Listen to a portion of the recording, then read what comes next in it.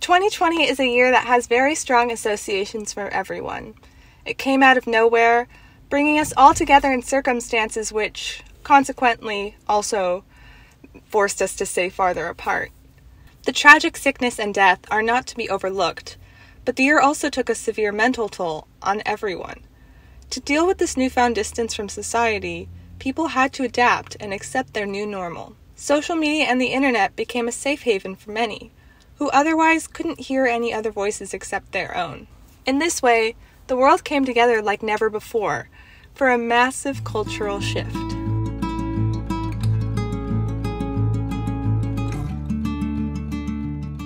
In the years prior to 2020, anime had already been making its way into the American mainstream culture. This happened gradually over many years, starting all the way back in the 1960s with Astro Boy. Astro Boy premiered all the way in 1964, not too long after the home television had become popularized. Astro Boy became very popular in the US, but eventually was dropped from US television due to the dark nature of the episode storylines. There were a few other anime more appropriate for children airing in the US television during the 60s, including one show named Kimba, which may or may not have been an influence for Disney when making The Lion King. Often, early anime arrived in the United States heavily censored and very different from their Japanese counterparts. Brutal and violent scenes were cut completely, while dubbing often manipulated the tone to turn the show into a comedy. Even stranger, sometimes American companies would Frankenstein together different anime to make more total episodes and change the story of an anime completely. All of this seeming a bit irresponsible and disrespectful of Japanese media. Later, fan magazines came together to allow American anime fans to hear news about the shows they were interested in. Then in the late 1980s, VHS tapes of anime episodes from Japan were beginning to be distributed worldwide to anime fans. But imagine, in that time, how difficult it would be to get your hands on one of these physical copies. Not to mention the fact that these anime were not subtitled. You'd have to understand Japanese in order to know what was going on.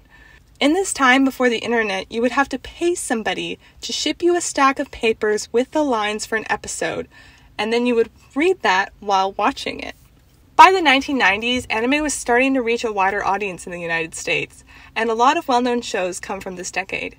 The first anime convention in America, AnimeCon 91, took place in 1991 in San Jose, California. And during the 90s, people were just starting to use the internet and subtitle their own anime digitally. So VHS tapes of fan subs became fairly popular, and people bought and sold them at these conventions. But then, Japanese companies started to realize what was happening and started cracking down on their copyright and pirating. And American distributors had to purchase the rights to specific shows, so not everything came overseas.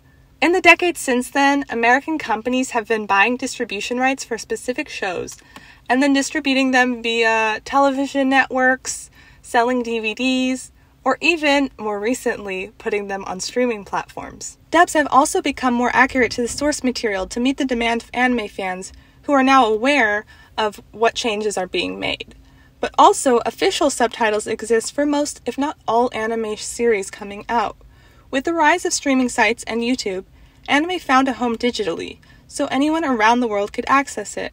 But still, anime fans seem to make up a particular niche of society, outcasted by the US mainstream. I think that the internet is very responsible for the growth of anime over time.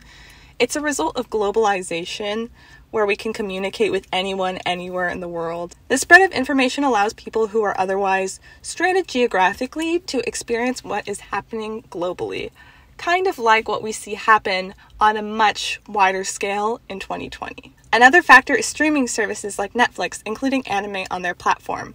Personally, Netflix is what introduced me to anime. I saw Ouran High School Host Club on my homepage recommended to me, and I thought, why not give it a shot? And then after that, it just further and further started showing me suggested anime to watch.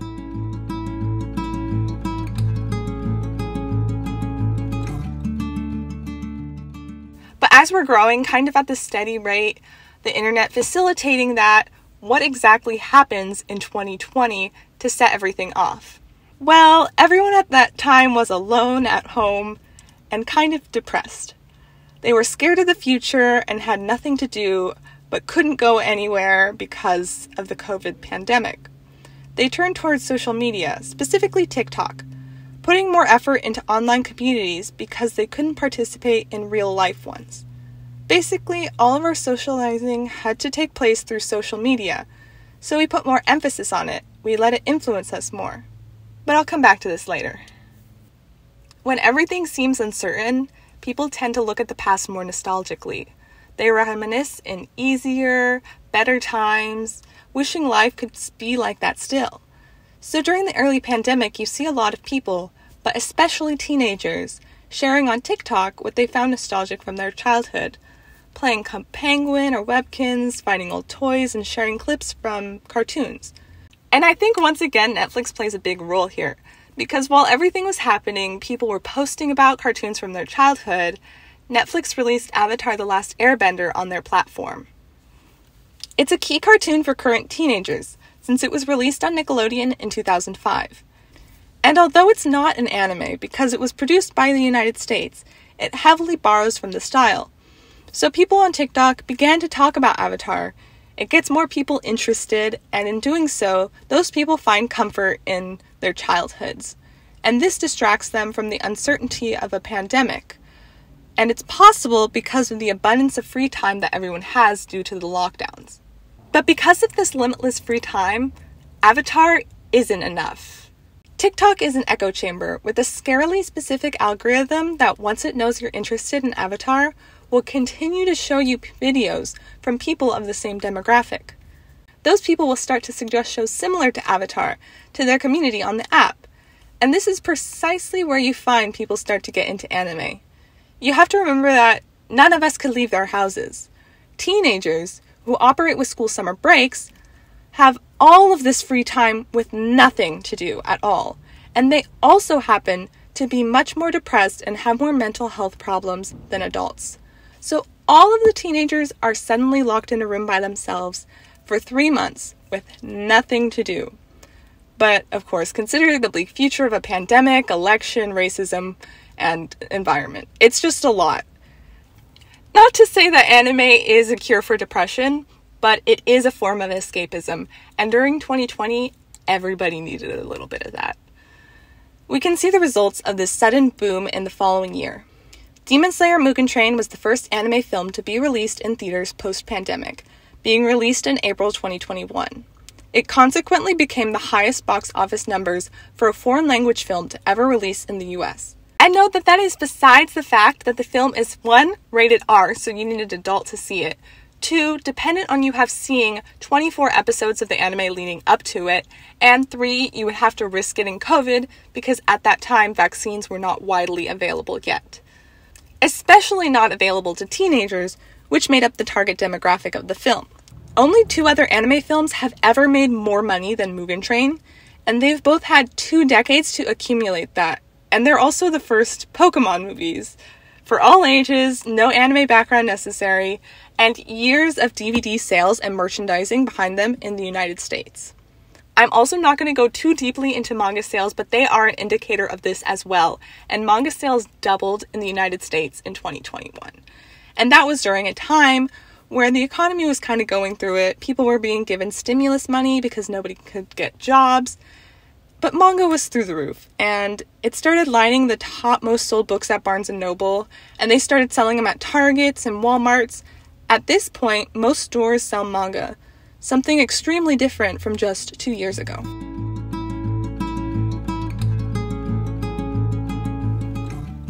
So why does any of this matter? If you're not a fan of anime, this might not sound exciting to you. Why should you care if Japanese cartoons are becoming a staple of American culture? Well, it's important because it doesn't just apply to anime.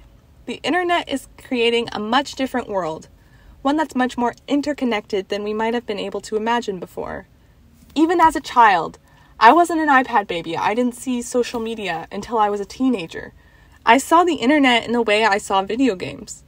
But now the internet is much different than that, and for younger generations, they'll be exposed to a much wider range of cultural experiences and objects from an early age. But the real question here is all exposure good? And is it all democratic? Maybe not. Internet algorithms are in charge of what we see on the internet, and their only goal is to make us stay there longer. No matter if what they're showing us is good or bad, they'll influence our decisions on what shows we watch, what we buy, and even our world views. But also, without the internet, we wouldn't be able to connect with others the way we are now. We wouldn't be able to find distractions from pandemic lockdowns or get information as quickly. And we wouldn't have global access, like I mentioned earlier, that gave the opportunity for the expansion of anime into the American mainstream. Because this video may be about the history of anime, but it's actually about something much deeper. It's about how culture expands and changes over time. How in times of crisis, people look to nostalgia and media that comforts them, and how the internet serves that to us. In the end, anime might not be the first thing that comes to mind when we think of the year 2020, but it is definitely telling of the world that we live in today.